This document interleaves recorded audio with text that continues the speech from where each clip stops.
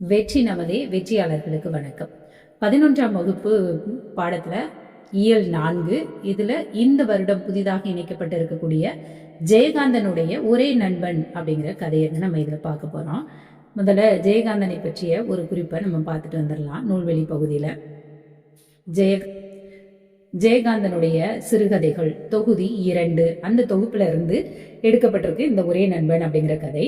ஜெயகாந்தன் கடலூர் மாவட்டம் மஞ்சக்குப்பம் அப்படிங்கிற ஊர்ல 1934 பிறந்தவர். இவருடைய சிறுகதை, புதினம், கட்டுரை, கவிதை இந்த மாதிரி பல வடிவங்கள் இவர் எழுதியிருக்கிறாரு. சாகித்ய அகாதமி விருதையும் ஞானபீட விருதையும் பெற்ற இவருடைய படைப்புகள் நிறைய பிற மொழிகள்ல மொழிபெயர்க்கப்பட்டிருக்கிறது.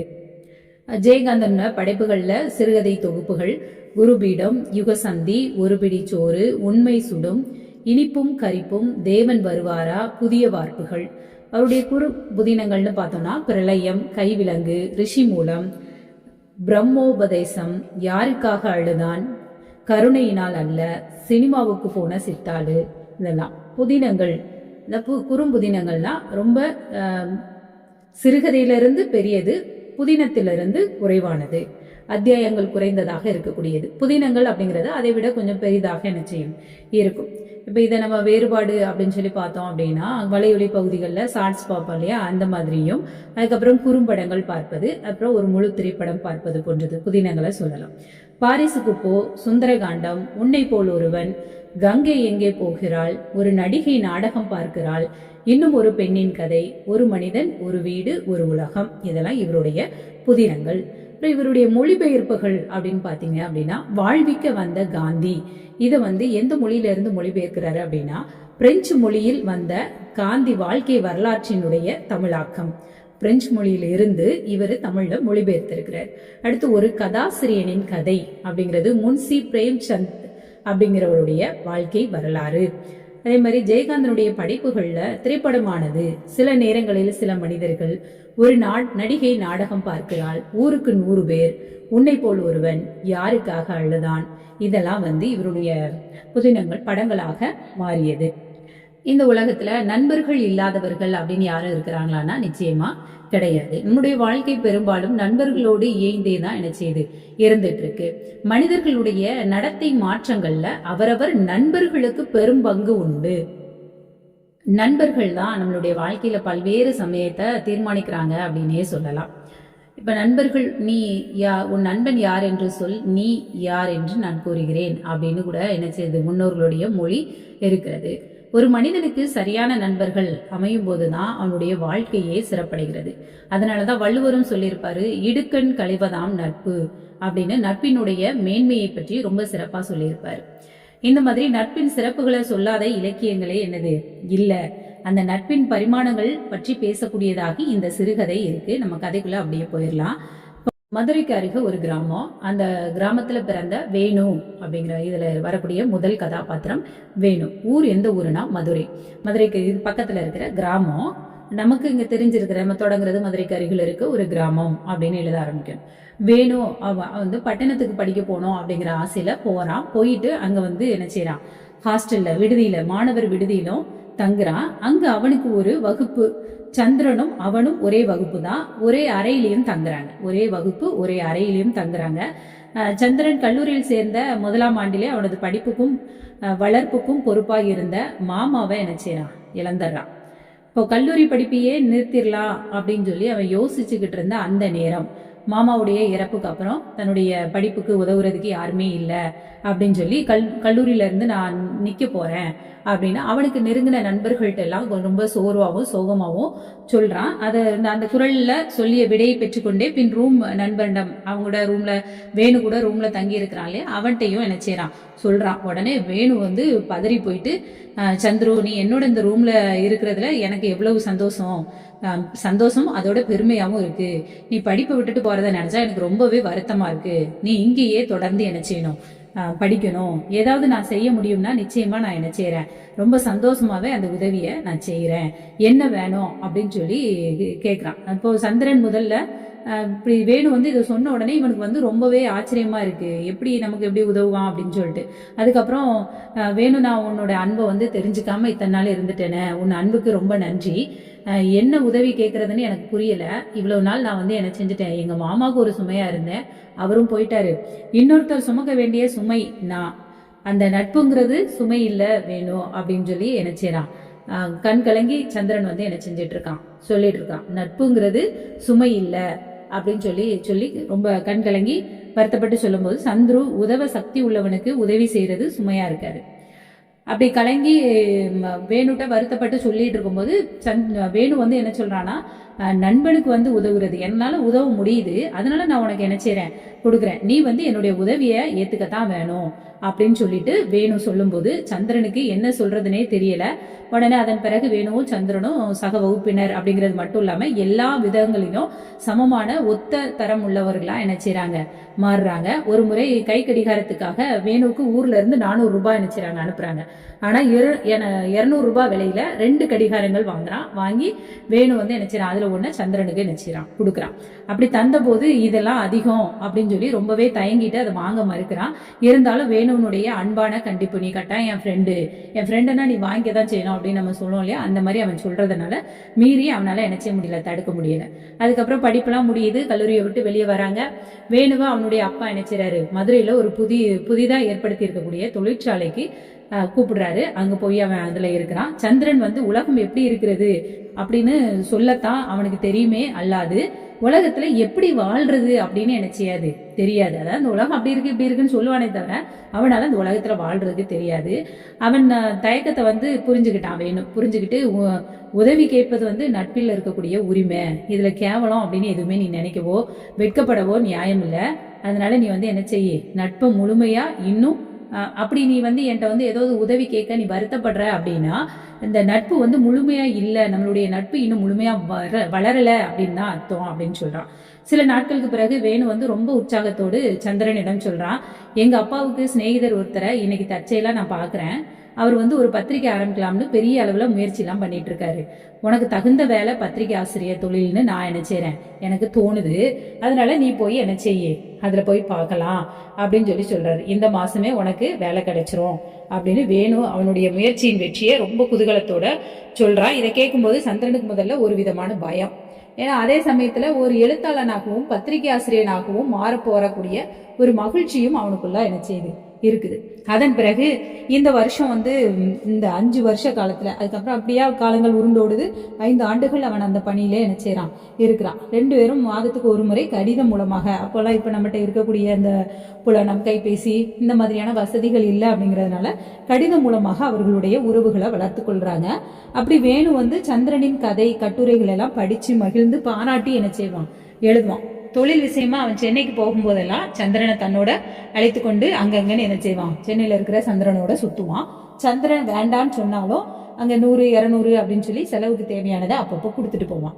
ஆனா வேணு அனுபவிக்கும் வசதிகள் எல்லாம் எந்தவித பொறுப்பும் சிரமங்களும் இல்லாமல் தான் வந்து என்ன செய்யணும், அவனுக்கும் கொடுக்கணும் அப்படிங்கிற மாதிரி நண்பனா இருப்பதால் மட்டும் அனுபவித்து கொண்டிருப்பதால் பல முறை என்ன செஞ்சிட்டு இருக்கான், இவன் நினைச்சிருக்கிறான், சந்திரன் நினைச்சு மனசுக்குள்ள வேணுவோட நண்பனா இருக்கிறதுனாலதான் நமக்கு இந்த வசதி எல்லாம் இருக்கு அப்படின்னு அவன் நினைச்சிருக்கான். போன மாசம் பத்திரிகை உரிமையாளருக்கும் சந்திரனுக்கும் ஒரு கடுமையான வாக்குவாதம், அவங்க 2 பேத்துக்கும் கருத்து வேறுபாடு ஏற்படுது. அதைத்தான் இங்க வந்து என்ன செய்யறாங்க, அபிப்பிராய பேதம் அப்படின்னு கொடுத்துருக்காங்க. கருத்து வேறுபாடு வருது. உடனே அவன் என்ன செய்யறான், சார் போதும், எழுத்தாளர்களை பற்றியும் எழுத்தை பற்றியும் உங்க மேலான அபிப்பிராயத்தை தெரிஞ்சுக்கிட்டேன், இந்தாங்க என் ராஜினாமா அப்படின்னு சொல்லிட்டு கோபத்தோட என்ன செஞ்சிடறான், ராஜினாமா கடிதத்தை கிறுக்கி அவர் கையில கொடுத்துட்டு வெளியேறு. இப்போ நம்ம அடுத்தல என்ன செய்ய போறோம் அப்படிங்கிறதே இல்லாம அதெல்லாம் எந்த தைரியத்துல வெளியில போறானே தெரியல. வேலையை விட்ட பிறகு 2 கடிதம் என்ன செய்யறான், வேணுவுக்கு எழுதுறான். 2 கடிதங்களும் அவன் பதில் பெறாதது ஒரு அதிசயம் தான். உடனே அந்த 2 கடிதத்துக்கும் அவனுக்கு என்னது வரல, பதிலே வரல. அடுத்து கையில இருந்த 15 ரூபாயோட மதுரைக்கு புறப்படுறான். மதுரை ஜங்ஷனை விட்டு வேணுவோட வீட்டுக்கு போகாம நேரம் அவனது ஆபீஸ்க்கு தான் போறான். வரவேற்பறையில இருந்த பத்திரிகையை புரட்டி கொண்டு வெகு நேரம் உட்கார்ந்திருந்தான். ஒரு பியூன் வந்து என்ன செய்யறான், அழைக்கிறான். மனசில் வந்து நிறைய சலனங்கள். ஏன்னா நண்பன் வந்து ரொம்ப நாளா எப்போ கடிதம் போட்டாலும் உடனே பதில் வரும். இப்ப 2 கடிதம் போட்டிருக்கான், பதில் வரவே இல்லை. இவனை காத்திருக்க வச்சிருக்க வர செய்யறான்.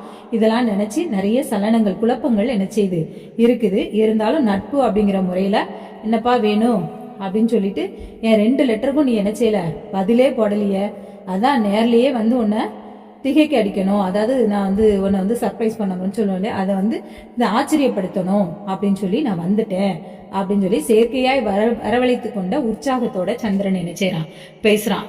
ஓ, எனக்கு நேரமே இல்லை அப்படின்னு மிடுக்குடன் தோலை குலுக்கி கொண்டு இந்த கழுத்துல அணித்திருக்கக்கூடிய டையை சரி செய்து கொண்டே வேணு பேசுறான். அவன் பேசும்போது கூட அவன் சந்திரனின் முகத்தை என்ன செய்யவே இல்லை, பார்க்கவே இல்லை. இந்த புதிய மாற்றத்தை பார்த்த உடனே சந்திரனுக்கு என்ன செய்யவே முடியல, வேணுவோட குணத்தை புரிஞ்சிக்கவே முடியல. இதுவரைக்கும் இப்படி வேணு இல்லையே, இப்ப ஏன் வேணு இப்படி இருக்கிறான் அப்படின்ட்டு. அதுக்கப்புறம் 2 பேருமே கொஞ்ச நேரம் அமைதியா இருக்கிறாங்க.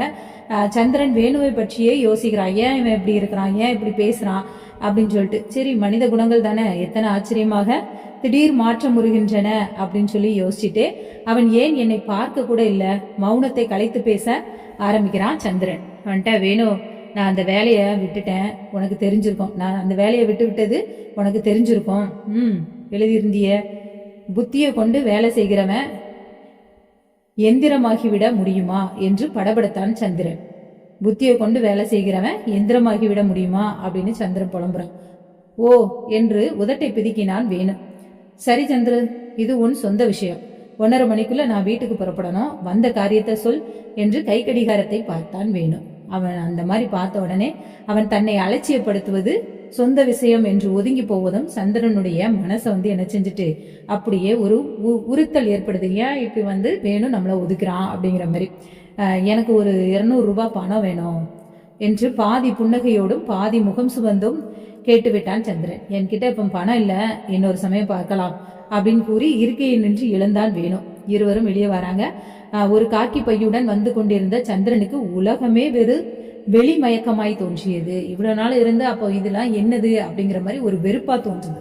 உடனே காரில் ஏறிக்கொண்ட வேணு சந்திரனின் முகத்தை பார்க்காமலே பர்சில் இருந்து 2 10 ரூபாய் நோட்டை மட்டும் எடுத்து காருக்கு வெளியே நிற்கக்கூடிய சந்திரனிடம் ஊருக்கு போக பணம் இருக்கா என்று கேட்டவாறு நீட்டினான். உடனே ரொம்ப தேங்க்ஸ் என்று உரிமை விட்டு அங்கிருந்து வேகமாக நடக்கிறான் சந்துரு. ஆனா என்றோ அவன் வாங்கி தந்த அந்த கடிகாரம் படிக்கும்போது கல்லூரியில வாங்கியிருந்தான் இல்லையா, 200 ரூபாய் 400 ரூபாய் அவங்க வீட்டுல இருந்து வேணுவுக்கு வாங்குறதுக்கு வந்தது. அதுல 200 ரூபாய்க்கு நான் 2 பேருக்கு வாங்கியிருந்தது. அதை வித்துட்டு சென்னைக்கு போறான். அவன் நினைத்தது போல ஒரு வேலை அப்படிங்கிறது அவ்வளவு சுலபமானதா என்ன செய்யல இல்ல. 1 மாசம் ரொம்பவே சிரமப்படுறான், கஷ்டப்படுறான், ஒண்ணுமே நடக்கல. அவனது சிரமத்தை கேள்விப்பட்ட மாஜி பழைய முதலாளி பொது விருந்து ஒன்றுல தற்செயலா சந்திப்பது போல அவனை கண்டு பேசுறாரு. வங்காளத்திலேயே உழைக்கும் பத்திரிகையாளர்கள் தங்களுக்கு ஒரு தனி பத்திரிகை நடத்துறாங்க. தங்கள் வேலை செய்யும் பத்திரிகையில எழுதிய நிர்பந்தங்களையும் தவிர்த்து அதே விஷயங்களை மறந்தும் கூட அதில் 4 எழுதுவாங்க. நீயும் அப்படி செய்யலாமே. ஆனா இங்க உன்னை தவிர வேறு எவனுக்கும் சொந்த கருத்துகளும் லட்சியங்களும் இருக்கு. உன்ன மாதிரி 10 பேர் கூட தேர மாட்டாங்களே என்று இவனது போக்குக்கும் அவர் அனுதாபம் தெரிவிக்கும் போதே மற்றவர்கள் பற்றி அவர் குறிப்பிட்டது சுருக்கென்று தைத்தது அவனுக்கு. ஏன்னா வாம்போக்கு நான் நினைக்கிறதா சரி, என்னோட கருத்தை தான் சொல்லணும் அப்படின்னு நீ நினைக்கிற அப்படிங்கிற மாதிரி கருத்தை சொல்றாரு. இப்போது அவன் மீண்டும் பழைய இடத்துல வேலைக்கு அமர்ந்த பின் தன்னை போன்ற பலரையும் அவன் என்ன செய்யறான், சந்தித்து பேசுறான். வங்காளத்துல இருப்பது போல தங்களுக்கும் ஒரு பத்திரிகைக்கான முயற்சிகள் பல என்ன செய்யறான், செய்துட்டே வர்றான். இந்த லட்சியங்கள் தான் பேசும்போது எவ்வளவு சுலபமா இருக்கு, பேசுறது ரொம்ப ஈஸியா இருக்கு, ஆனா அதை அடைவதுதான் ரொம்ப கஷ்டமா இருக்கு அப்படின்னு சொல்லி யோசிச்சுட்டு அப்புறம் மாலை 6 மணிக்கு மேல ரூமுக்கு வர்றான் சந்திர. பூட்டி இருக்கும் அரைக்கதவின் முன்னே ஒரு ஸ்டூலில் அமர்ந்திருந்த வேணு எழுந்து, நீ ரொம்ப இழைச்சி போயிட்டப்பா என்று அவன் தோள் மீது கை வைத்தான். மௌனமாய் அவன் கையை விலக்கிவிட்டு உள்ளே நுழைந்தான் சந்திரன். ஏன்னா அவனுக்கு இவன் மதுரைக்கு போனப்போ நடந்துகிட்ட முறையை பத்தி ஒரு வருத்தம் அவன் மனசுக்குள்ள என்ன செய்து இருக்கு. சந்திரு, உனக்கு என் மேல ரொம்ப கோபம் இல்ல என்று புன்னகையோடு கேட்டான் வேணு. சந்திரு, இப்பதான் ஞாபகம் வருது, நட்புன்னு எழுதியிருந்தியே ஒரு கதை ரொம்ப நல்லா இருந்தது. என்ன நினைச்சு நீ எழுதியிருந்தாலும் அந்த பணக்கார நண்பனின் பாத்திரம் ரொம்ப நல்லா இருந்தது. ஒருத்தனை தப்பா புரிஞ்சுக்கிறதுலயே கூட ஒரு எழுத்தாளனுக்கு நன்மை இருக்கு, இல்லாட்டி அப்படி ஒரு பாத்திரம் பிறந்திருக்குமா அப்படின்னு என்ன செய்யறான். வேணு வந்து சந்திரனுடைய கதையை ஒரே நண்பன் அப்படிங்கிற கதையை பார்த்து சொல்றான். வாழ்க்கையில நம்ம சந்திக்கிற பாத்திரங்கள் தானே இலக்கியங்களிலேயும் உண்டாகுது என்று சந்திரன் சொன்ன போது வேணு சிரித்தான். அவன் சிரிப்பையும் கண்டு சந்திரன் பேச்சை நிறுத்தினான். இவன் வந்து தப்பு அபிப்பிராயத்தை எவ்விதம் மாற்றுவது என்ற நினைப்புல வேணு வந்து என்ன செய்யறான், தொண்டையை கணத்து கொண்டே பேச ஆரம்பிக்கிறான். அப்படி சொல்லிட்டு பேச ஆரம்பிக்கிறான். சந்துரு, நீ உன் கதையில எழுதியிருக்கிய பணக்காரங்க நட்பு நிரந்தர நட்பு இல்லைன்னு, அந்த மாதிரி நம்ம சிநேகிதமும் ஆயிடக்கூடாதுன்னு தான் அன்னைக்கு நான் அப்படி நடந்துக்கிட்டேன் அப்படின்னு சொன்ன உடனே சந்திர அதை நம்ப முடியாதவன் போல என்ன செய்யறான், வேணுவோட கண்களை பார்க்கறான். இப்படி உட்காரு, விளக்கமா சொல்றேன் அப்படின்னு சொல்லிட்டு தன் அருகில் இருந்த நாற்காலிய அவன் பக்கம் இழுத்து போட்டான் வேணு. எனக்கு தொழில் முறையிலையும் அந்தஸ்து ரீதியிலையும் பார்த்தோம்னா நிறைய பேர், பல பேர் இருக்காங்க. நண்பர்கள்ங்கிற பேர்ல அதெல்லாம் பயன் கருதி போடுற வேஷம். வாழ்க்கையில நட்புங்கிற ஒரு பயன் மட்டும் கருதி நட்பு கொள்கிற நண்பன் ஒரு மனிதனுக்கு கிடைக்கிறது கூட பெரிய விஷயம். அதாவது வாழ்க்கையில நட்புங்கிற ஒரு பயன் மட்டும் கருதி நட்பு கொள்கிற நண்பன், அந்த நட்புங்கிறது மட்டும் போதும், வேற எதையுமே பணம் செல்வம் எதையுமே எதிர்பார்க்காம இருக்கக்கூடிய ஒரு மனிதன் கிடைக்கிறது கூட பெரிய விஷயம்தான். அப்படிப்பட்ட நண்பன் யாரா வேண்டும்னாலும் இருக்கலாம். அப்படின்னா பலரை நினைச்சிருக்கேன். அவங்க உதவின்னு வர்ற போதெல்லாம் நான் கடமைன்னு நினைச்சு உதவி செஞ்சிருக்கேன். ஆனா புதிய புதிய பிரச்சனைகள் தோணிக்கிட்டே இருக்கிறது தானே வாழ்க்கை. அந்த நியதி எனக்கும் உண்டுன்னு அவங்களுக்கும் தோணவே இல்லை. கடைசியில என் நட்பு ஏதோ ஒரு சமயம் அவங்களுக்கு பயன்படாத போது அந்த நண்பர்கள் எல்லாரும் என்ன செய்றாங்க, வெறுக்கிறவங்களா மாறி போனாங்க. இப்படி எல்லாரும் போக இறுதியில் எனக்கு மிஞ்சிய ஒரே நண்பன் நீதான். நீயும் ஒரு உதவின்னு வந்து நின்ன உடனே எனக்கு அதெல்லாம் நினைவுக்கு வந்தது. அது தப்பில்லையே அப்படின்னு வேணு கேட்கும்போது அது உண்மைதான் என்பது போல உதட்டை கடித்தவாறு தலையை குனிந்தான் சந்துரு. அப்புறம் உன்னை பத்தி, ஒரு உயர்ந்த மனிதனின் உயிருக்கு உயிரான நட்பை பத்தி பொறுப்போட யோசிச்சேன். சந்துரு, உன்னுடைய பிரச்சனைகளை நீயே தான் சமாளிக்கணும்னு எனக்கு தோணுச்சு. என்னுடைய நட்பு உன்னை எனது ஒரு அசட்டு மனிதனா ஆக்கிடக்கூடாது. மேலும் என்னைக்காவது ஒரு நாள் நம்ம நட்பு முறிஞ்சு போகுமேன்னு நான் என்ன செஞ்சுட்டேன், பயந்துட்டேன். உனக்கு நான் அந்த நேரம் பணம் கொடுத்து உதவி இருந்தேன் அப்படின்னா நம்ம நட்பு என்ன செஞ்சிரும், முறிஞ்சு போயிருமே அப்படின்னு நான் பயந்தேன். நீ பேசும்போது நீ பேசும் லட்சியங்களுக்கு உகந்த வேலை இந்த சமூகத்துல உனக்கு கிடைக்க முடியாது. பெரிய விஷயங்களை பற்றி சமத்காரமாகவும் ஆவேசமாகவும் நம்ம என்ன செய்யலாம், ரொம்ப ஆணித்தரமாகவும் ஆவேசமாகவும் பேசுறோம். பேசுறதுலேயே சுகமடைகிற இன்றைய தமிழ்நாட்டு சராசரி மனிதர்கள்ல நீயும் ஒருவனா என்ன செஞ்சிடக்கூடாது, ஆயிடக்கூடாது. என்னுடைய லட்சியத்துக்கு ஒத்து வரல அப்படிங்கிறதுனால பார்த்துட்டு இருந்த வேலையை விட்டுட்டு அப்படியே இருந்தா உனக்கு நான் பணம் கொடுத்து அப்படியே ஆதரிச்சு உனக்கு கெடுக்கிற மாதிரி ஆயிரும் அப்படின்னு சொல்றான். ஒரு கடமையும் பொறுப்பும் இல்லாதவன் உலகத்திலேயே எதையுமே சாதிக்க முடியாது. நாளடைவில் நட்புக்கு கூட லாய்க்கில்லாதவனா அவன் மாறிடுவான் அப்படின்னு சொல்றான். இருவரும் சில வினாடிகள் மௌனமாய் இருந்தனர். அவன் சொன்ன விஷயங்கள் முதல்ல நிறைய உண்மைகள் தன்னுள் செலுத்தி இருப்பது போல் உணர்ந்த சந்திரன் தலையை சொரிந்தவாறு சிந்தனை வயப்படுறான். வாழ்க்கை ஒரு போராட்டம்னு சொன்னா போதுமா? இந்த உலகத்திலேயே நீ போராடி சாதிக்க வேண்டிய காரியத்துக்கு நீ உன்னை என்ன செய்யணும், நம்பாம என்ன நம்பி ஓடி வந்தா அது சரியாகுமா? நீ இருக்கிற இடத்துல நிலையா நிற்கணும், நிற்க பிரயத்தனப்படணும். அதாவது அதுக்கான நீ முயற்சி எடுக்கணும். அதுக்கு மேல நட்பு நட்பு ஒரு சுமை இல்லைன்னு நீ தான் என்ன செய்வ, சொல்லுவ அப்படின்னு சிரிச்சான் வேணு. சந்திரனின் மனமும் லேசாகி இருந்தது. வேணுவை பார்த்து புன்னகை புரிய வேண்டும் போலிருந்த போதிலும் வேறு ஏதோ ஒரு உணர்ச்சியில் சந்திரனின் உதடுகள் துடித்தன. எல்லா நண்பர்கள் கிட்டையும் செய்த தப்ப உன்கிட்டையும் நான் செய்ய விரும்பல என்று சொல்லிக்கொண்டே நீ ரொம்ப பிரியமா கேட்டிய அந்த சூட்டு என்று அட்டை பெட்டியை திறந்து அவன் முன் வைத்தான் வேணு. இப்ப இதோடு கூட உனக்கு எவ்வளவு பணம் வேணும் சொல்லு என்று பர்சை திறந்தான். எனக்கு ஒன்றும் வேண்டாம் என்று சந்திரன் தயங்குவது கண்டு வேணு சிரித்தான்.